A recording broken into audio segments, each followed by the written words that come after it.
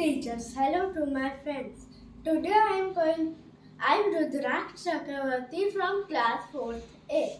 Today I am going to speak about conservation of nature. Nature, as we fondly call it Mother Earth. It is in our hand to protect nature and look after the environment, like save tree, electricity, water, soil, etc. Let's discuss few ways to protect nature.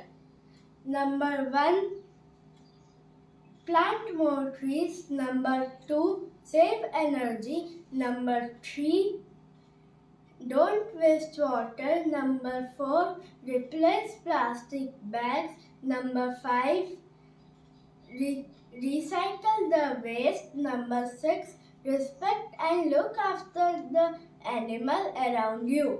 I am sure that you already know about it and follow it.